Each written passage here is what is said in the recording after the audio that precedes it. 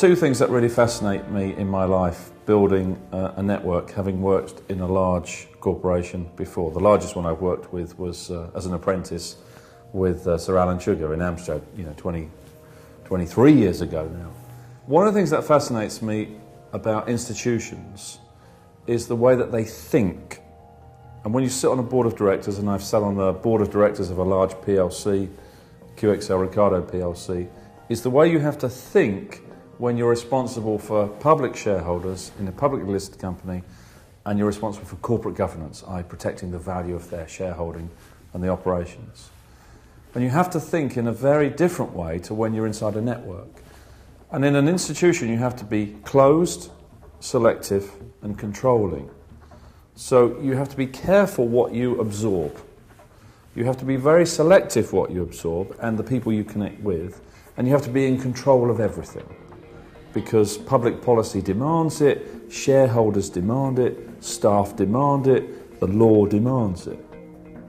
That's institutional thinking.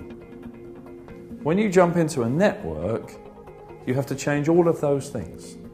You have to be open, you have to accept everything that comes at you, you have to be random, the disorder that things arrive in your life, completely chaotic, and you have to be supportive of everyone around you. So I'm very fascinated by the idea of network thinking and institutional thinking, and I think we're transitioning from institutional thinking to network thinking in this century. Bear in mind, there are many institutions that have survived the last 100 years, 500 years, 2,000 years. So there's many institutions that are capable of changing, even though they're often criticised for not changing fast enough. But as they switch from closed, selective and controlling, what I call CSC, to ORS, open, random and supportive, they have to change everything about the way they govern their organisation, their business, the government, even the church, which are classic institutions, or universities, educational establishments.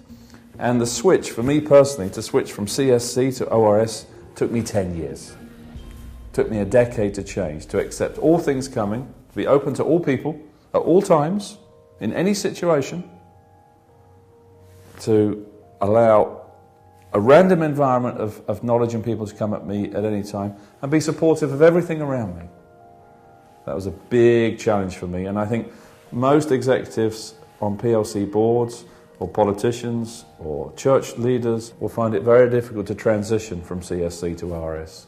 And they should allow for the fact that that journey from institutional thinking to network thinking is 10 years long, and recognise it's there and it's going to take 10 years, and then gradually let it absorb into their body as they sleep, because it's really, really hard to adjust to. Now you can collaborate with world-class experts and thousands of business people to solve your biggest problems in business. Simply log in to your business channel and put your question to our editorial team. You can also post your questions on YouTube, Facebook or Twitter. I'm sure you can see how it will work for you. It's all about solving your problems fast.